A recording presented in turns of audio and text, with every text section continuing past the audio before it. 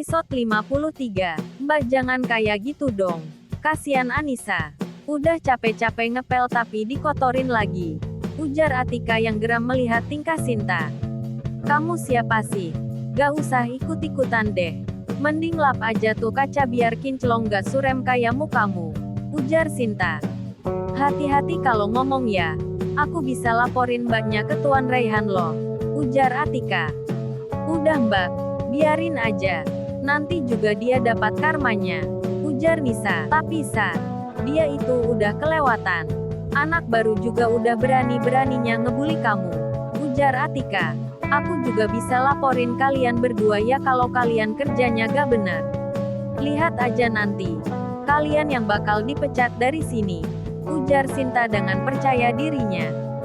Siapa yang dipecat? Tanya Raihan tiba-tiba. Sinta tertegun melihat seorang pria tampan dan tinggi berada di sana bersama seorang wanita cantik dengan pakaian seksi.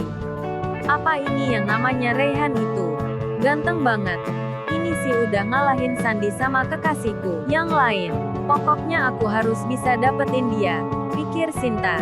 Ini pak, dua OB ini kerjanya kurang bersih jadi saya kasih arahan tadi. Ucap Sinta dengan nada lembutnya. Kamu bukannya karyawan baru? Tanya Raihan. Iya benar pak. Saya staf baru di divisi umum. Jawab Sinta. Apa tidak ada kerjaan lain selain mengurusi pekerjaan orang lain? Ucap Raihan dengan tegas. Saya hanya mengingatkan mereka pak. Jawabnya. Anissa. Saya ada meeting di luar. Bereskan ruang kerja saya sebelum kamu pulang. Titah Raihan pada Anissa. Baik tuan. Jawab Anissa. Ngapain kamu masih ada di sini? Selesaikan pekerjaanmu. Ujar Raihan pada Sinta. Iya pak. Saya permisi. Ujar Sinta yang langsung kembali ke tempatnya. Anissa dan Atika hanya menahan tawanya melihat Sinta begitu ketakutan saat ditegur oleh Raihan. Jangan lupa beresin ruangan saya. Saya pergi dulu. Ujar Raihan pada Anissa. Siap tuan. Jawab Anissa dengan nada malas. Kenapa mesti sama perempuan itu sih perginya? Emang gak bisa pergi sendiri? Bikin kesel saja. Batin Anissa. Loh kenapa aku kesel sama dia? Dia mau pergi sama siapapun juga terserah dia kan? Tapi kenapa aku kesel gini sih? Gak mungkin kalau aku suka sama dia. Pikirnya lagi. Miss Anissa, panggil Atika. Iya. Kenapa mbak? Tanyanya. Ngelamunin apaan sih? Atau, udah terpesona sama Tuan Raihan ya? Hayo, goda Atika. Enggak lah. Mana mungkin. Aku lagi mikir aja pulangnya mau beli makan apa gitu. Udah lanjut kerja aja yuk. Aku bantuin sampai beres semuanya. Sangkal Anissa. Ye ngeles lagi. Gak masalah kok kalau naksir sama Tuan Raihan. Tapi saingannya berat banget. Kamu lihat tadi yang bareng sama Tuan kan? Dia juga kayaknya naksir sama Tuan. Terus anak baru yang tadi ngebully kamu juga kayaknya naksir juga sama Tuan. Duh kalau aku saingan sama mereka gak bakal sanggup deh. Levelku jauh lebih rendah di bawah mereka. Atika terus saja membicarakan bosnya sembari mengerjakan kerjaannya. Anissa hanya mendengarkan tanpa berkomentar apapun. Sesekali dia menjawab pertanyaan yang Atika lontarkan padanya dengan nada gurauan. Kalau dilihat dari penampilan memang aku jauh dari mereka. Sangat jauh malahan. Apa aku harus ubah penampilanku biar gak dipandang rendah lagi? Tapi, aku nyaman dengan penampilan yang seperti ini. Pikirnya. Sudahlah. Pikirkan saja nanti. Gumamnya.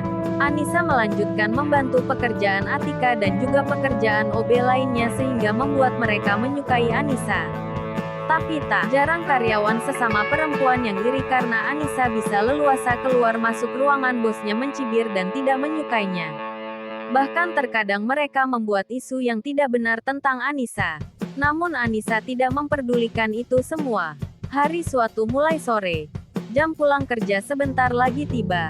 Anissa pamit pada teman-temannya untuk segera membereskan ruangan bosnya seperti yang bosnya perintahkan. Setelah selesai membereskan ruangan Raihan, Anissa bergegas mengambil tasnya dan keluar dari kantor. Saat sedang menunggu bus, terdapat seorang pria menghampirinya. Hai cantik, kebetulan sekali kita ketemu di sini lagi. Apa kabar? Tanya Leo. Baik, jawab Anissa singkat. Judes amat jadi orang. Tapi makin judes makin menarik sih, ujar Leo. Ngomong kamu kerja di mana? Kok nunggu busnya di sini? Tanya Leo kemudian. Di PT RYN Group. Jawabnya singkat. Serius? Kamu kerja di RYN Group? Wah, kebetulan sekali. Kamu kerja di bagian apa? Tanyanya lagi. Oke. Permisi Bas, saya sudah datang. Jawab Anissa yang langsung bangkit karena Bas yang dia tunggu sudah tiba. Tunggu. Kita belum ngobrol lama. Teriak Leo yang tidak dihiraukan oleh Anissa. Setelah Anissa duduk di kursi Bas, dia bernafas lega karena lagi-lagi dia terhindar dari pria itu. Sesampainya di rumah, Anissa masuk dan langsung menuju kamarnya. Capek banget badanku. Lemes banget sih. Tiduran dulu aja kali ya, baru mandi. Gumamnya. Anissa membaringkan tubuhnya di atas kasur dan meraih ponselnya. Terlihat notif pesan dari Reyhan di layar ponselnya. Anissa segera membukanya. Mungkin aku pulang terlambat. Tidurlah terlebih dahulu tapi jangan lupa makan dan minumlah obatmu. Begitulah isi pesan dari Reyhan. Anissa hanya membacanya dan tidak membalas pesan itu. Dia meletakkan kembali ponselnya di atas kasur. Di sisi lain, Reyhan yang masih meeting dengan klien sesekali melihat ke arah ponselnya, berharap pesan yang dia kirimkan dibalas oleh Anissa. Tapi nihil. Pesan itu dibaca namun tidak dibalas sama sekali membuat dia sedikit gelisah. Sampai akhirnya meeting itu selesai. Reyhan mendapat panggilan dari ibunya. Halo Rey, bisa pulang sekarang? Tanya Rina di seberang telepon. Dey masih ada urusan mah. Besok saja, ujar Reyhan. Ini jauh lebih penting Rey. Siska bilang kamu abis meeting sama dia di luar ya. Sekalian ajak Siska ke rumah juga ya. Titah Rina pada anaknya. Besok saja, Rey masih ada urusan, ujar Reyhan. Setelah ini gak ada jadwal apapun. Pak Reyhan bisa pulang ke rumah. Tutur Siska yang memang menguping pembicaraan Reyhan dengan mamanya. Tuh Siska juga bilang gak ada acara lagi. Pulang ya? Kamu juga udah berapa hari ini gak pulang ke rumah? Ujar Rina. Ya sudah Rey pulang sekarang, ujar Reyhan pasrah. Reyhan keluar dari restoran tempatnya meeting dan sudah ada Reyhan yang menantinya di samping mobil. Siska dengan sigap langsung masuk ke dalam mobil berharap kali ini Reyhan akan duduk di sampingnya. Namun apa yang dia harapkan terpatahkan karena Reyhan lagi-lagi duduk di depan bersama asistennya. Dengan rasa kesal, Siska membuang mukanya ke arah jendela. Sesampainya di rumah, Reyhan masuk ke dalam diikuti oleh Siska. Reyhan sedikit kaget saat masuk disambut oleh kedua orang tuanya dan kedua orang tua Siska, begitu juga Cecil yang terlihat duduk di samping mamanya. Akhirnya kalian pulang juga. Kami udah nunggu kalian sejak tadi.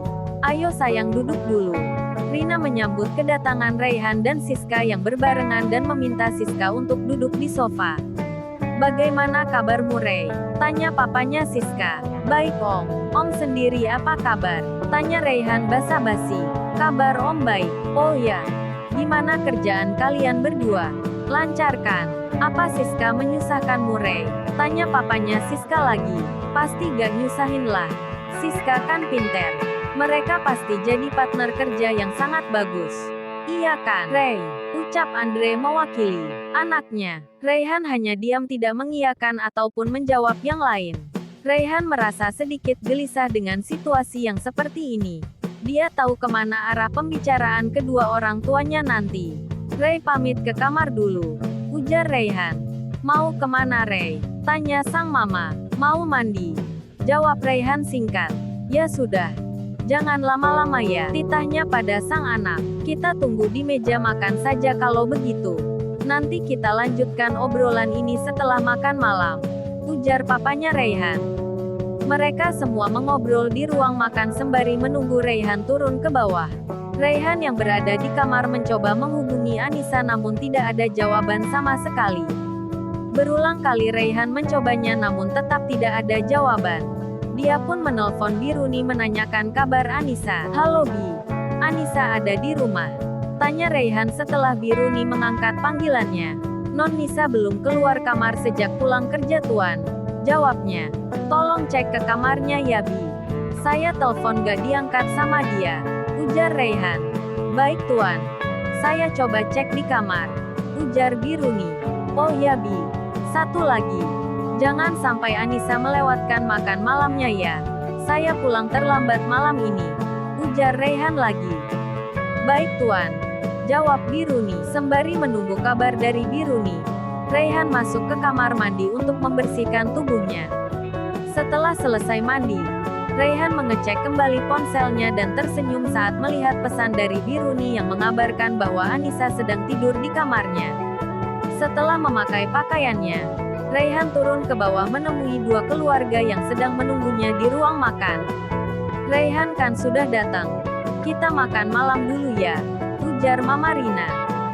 Sini Ray duduk di samping Siska ya. Titah Mama Rina yang langsung dituruti oleh Raihan.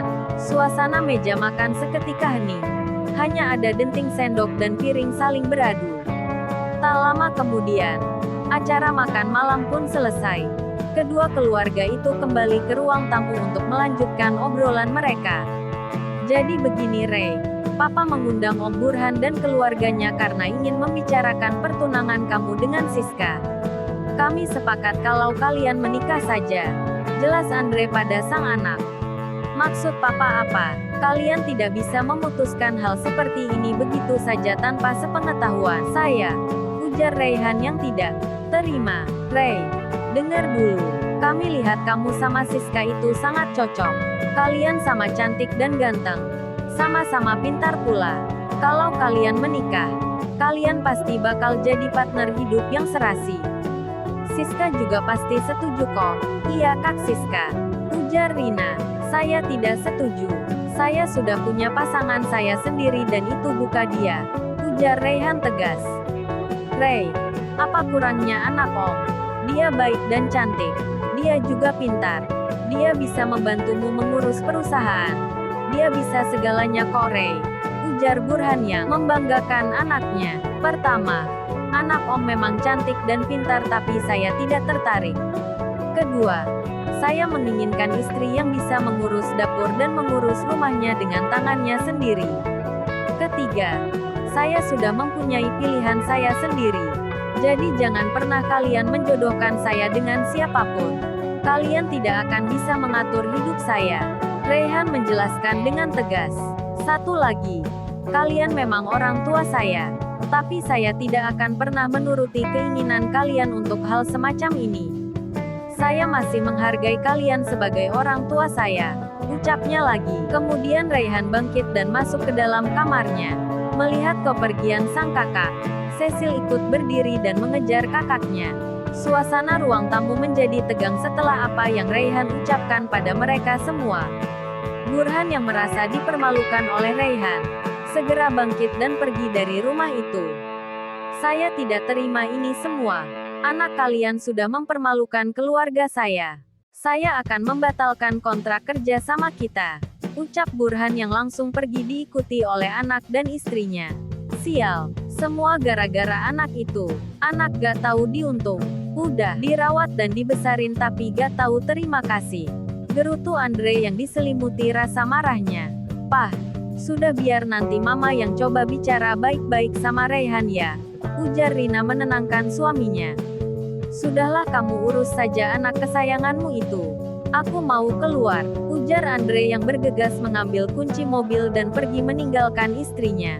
Di sisi lain, Cecil masuk ke dalam kamar sang kakak tanpa permisi membuat Raihan kesal. Ngapain kamu kesini? Mau bujuk saya? Tidak akan ada gunanya. Ujar Raihan. Enggak kak. Cecil cuma mau mastiin kakak baik-baik saja. Lagian Cecil juga gak suka sama perempuan itu. Soalnya Cecil pernah lihat dia masuk hotel sama seorang laki-laki. Ujar Cecil. Baguslah kalau begitu. Ujar Raihan singkat. Kak, emang bener kakak udah punya pacar? Siapa? Kenalin sama Cecil dong. Tanya Cecil sembari duduk di ranjang kakaknya. Dia orang yang sudah berjasa padamu. Jawabnya. Berjasa. Berarti Cecil udah pernah ketemu. Siapa emang? Tanya Cecil penasaran. Nanti juga tahu sendiri. Udah malam belajarlah dan jangan tidur larut. Kamu masih sekolah. Tita Raihan pada sang adik. Nanti dulu. Cecil pengen tahu siapa orangnya. Ada fotonya gak? Tanya Cecil. Gak ada. Jawab Raihan singkat. Loh kakak mau kemana malam-malam begini? Akhir-akhir ini kakak juga jarang tidur di rumah. Kakak tidur di mana? Apartemen kakak juga kosong. Ujar sang adik saat melihat Raihan mengenakan jaketnya. Tugasmu sekolah dan belajar yang benar. Sebentar lagi ujian kan? Ujar Raihan. Cecil gak mau belajar kalau kakak belum kasih tahu siapa perempuan yang kakak suka itu. Ancamnya.